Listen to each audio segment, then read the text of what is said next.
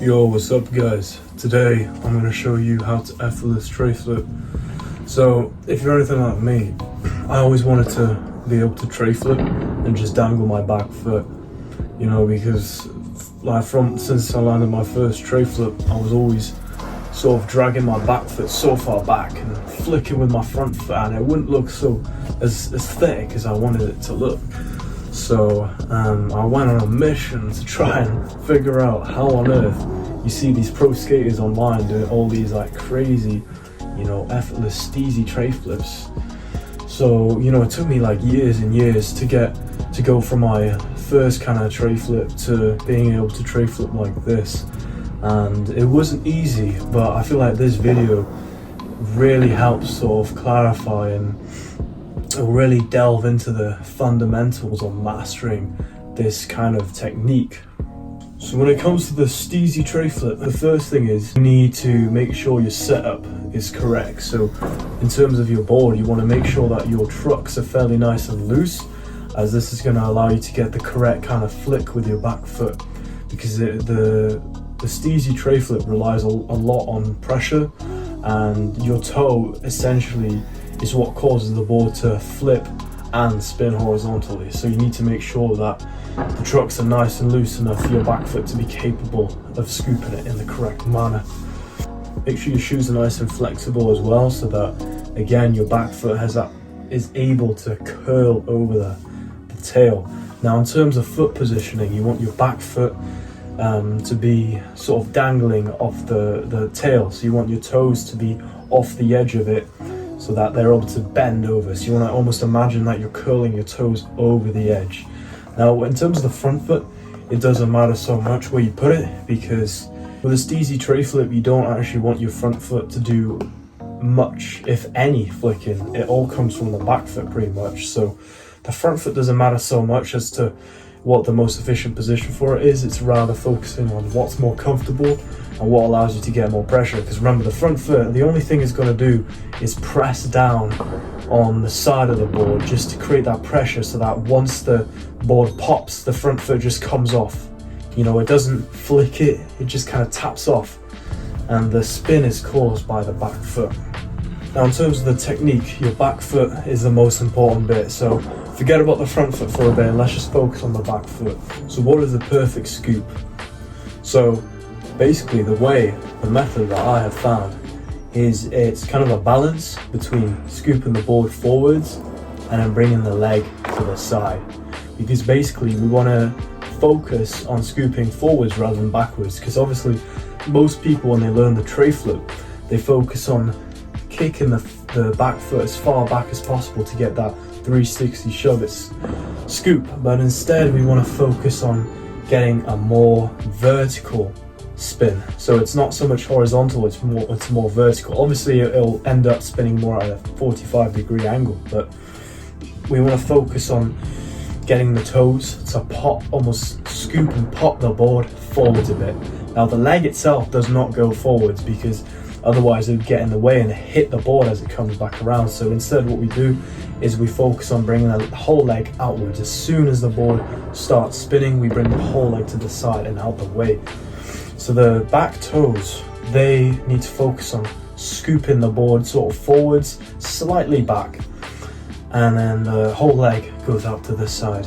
Now this technique is something you can implement to any kind of tray flip. You don't have to keep your back foot, you know, steezy and dangling off to the side. You can kind of bend it more if you want, it doesn't really matter. But this technique is so efficient because it's so effortless.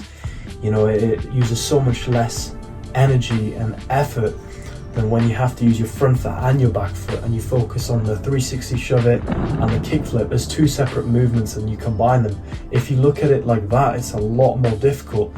But if you look at it as its own trick and it flips in a very specific manner, you'll find that it's a lot more efficient to do it. So obviously learning and mastering the 360 kick flip with a dangling foot is quite difficult to begin with, especially if you're used to bending your back knee all the time. So what you want to focus on is first getting the motion down while keeping your back foot rigid. So what I like to do is scoop the board, catch it with my front foot, and then let my back foot hit the ground off the board.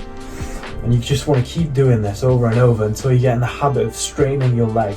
Now obviously you don't want to get into the habit of not committing to it all the time, because you might end up finding that you're so used to not putting your back foot on, you'll find it difficult to actually commit to it when it comes to it. But what I would recommend is practicing mostly catching with your front foot and letting the back foot come off. But eventually you want to get to a stage where you catch with your front foot and then your back foot stays in the air half a second before it hits the ground. So what you end up doing is basically a tray flip, but just so you don't have to fully commit to it yet, you can let your back foot hit the ground a split second after the board and your front foot have caught the board and have hit the ground. Now this just makes it a bit easier to learn, but honestly it's not too scary to commit to, especially if you've done a lot of tray flips beforehand. You should be able to commit to it pretty early on. It's just mastering that technique. Now you can see when I do tray flips, I don't always keep my back foot straight the whole time. What I tend to do is keep it rigid for maybe 75% of it, and then as soon as my foot is meant to go back on the board, I kind of bend it back on. And this isn't because I can't keep it straight, it just seems to give me more control over it. You know, if I just keep my back foot rigid the whole time, I find that, you know, it's a lot harder to get it back on in time. Sometimes it ends up hitting the ground, or, you know, I don't get enough air time, or I don't get the right sort of catch. So just bending it slightly back on seems to work for me, but you can always, you know, keep it super rigid the whole way. And the front foot, going back to that, it's not as important. The front foot, however, is the only job for the front foot is basically catching it and maybe giving it a bit of pressure at the start, but it's mostly there just to catch the board. Now if you run into issues where the board is under flipping or under spinning, I've got a few tips for you. So in terms of if the board tends to do sort of a 270 shove it but a full 360, the reason for that is simply because your toes, your foot itself isn't scooping the board forwards enough, and it's most likely scooping it too horizontally. So you're either scooping it too far back, or you're bringing the whole leg off the side of the board too early. So if this is happening to you a lot, you want to focus on really scooping it and forcing it forwards with your foot. Remember, your whole leg doesn't go forwards, it's just your foot that scoops it forwards in a sense to cause it to do that perfect 45-degree flipping motion.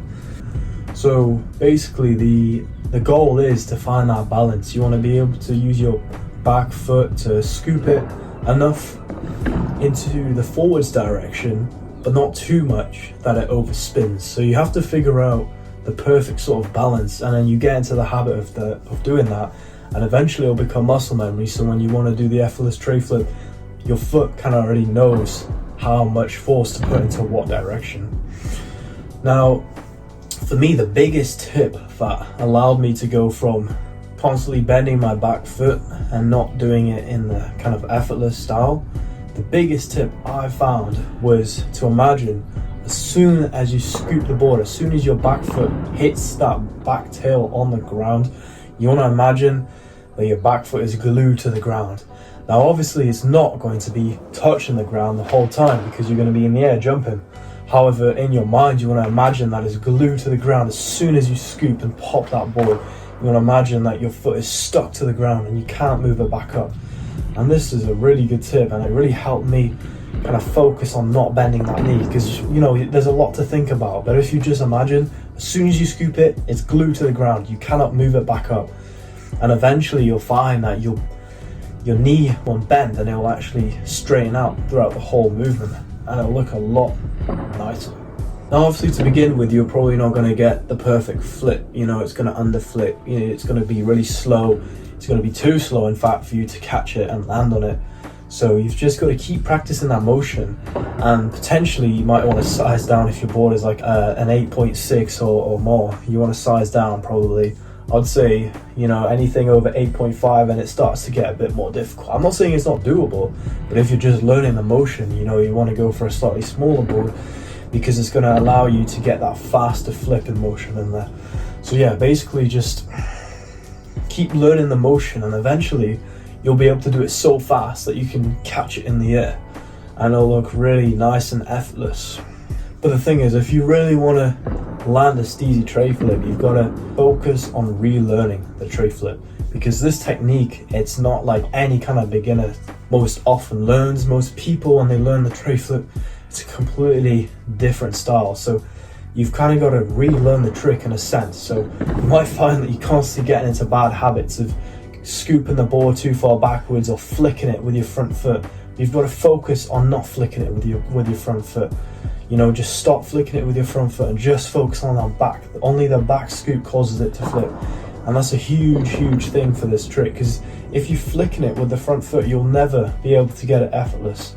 It's basically impossible just because of physics. You have to be able to use pressure instead of flick to get the board to flip. Otherwise, it won't be a steezy tray flip. Anyway, thank you so much for watching. Let me know in the comments if you learned anything useful. And yeah, just keep practicing it and guarantee you'll get the results you're looking for. But yeah, subscribe to the channel, like the video, and yeah, hopefully I'll make another video. Just let me know in the comments what you want me to do next, and I'll do it. See you in the next one. Bye.